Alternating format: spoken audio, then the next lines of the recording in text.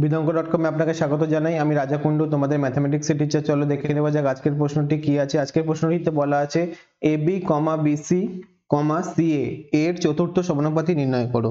তো চলো শুরু করছি। যেহেতু চতুর্থ সমানুপাতি দেওয়া নেই, ধরে নিচ্ছি, ধরি চতুর্থ সমানুপাতি হলো m এর মান not equals to 0, অর্থাৎ m এর মান 0 নয়।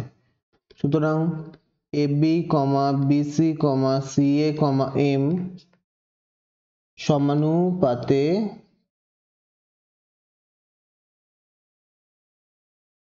আছে। তাহলে AB, BC, CA, M সমানুপাতে থাকলে তাহলেই M হবে চতুর্থ সমানুপাতি। সুতরাং শর্তানুসারে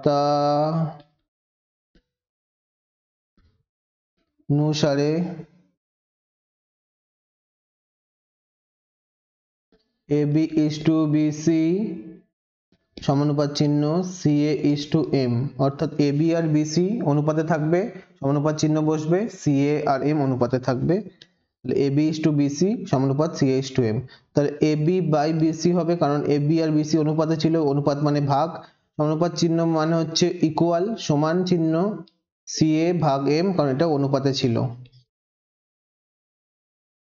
আচ্ছা, কোনাকুনি গুণ, লবের সঙ্গে হরের গুণ, লবের সঙ্গে হরের গুণ, অর্থাৎ M গুণ AB সমান CA গুণ BC। M এর মান বের করতে হবে, M সমান CA গুণ BC ডিভাইডেড বাই AB।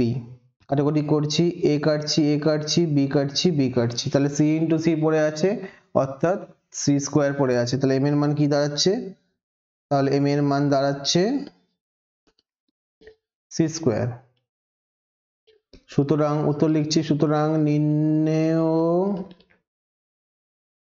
চতুর্থ সমানুপাতিটি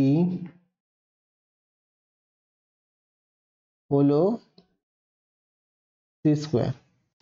এই হলো আমাদের নির্ণয় চতুর্থ সমানুপাতি। থ্যাংক ইউ ফর ওয়াচিং বিদঙ্গ.com। অঙ্কের আরো প্রবলেম এবং সলিউশনের জন্য আমাদের ওয়েবসাইট অবশ্যই ব্রাউজ করো। Thank you.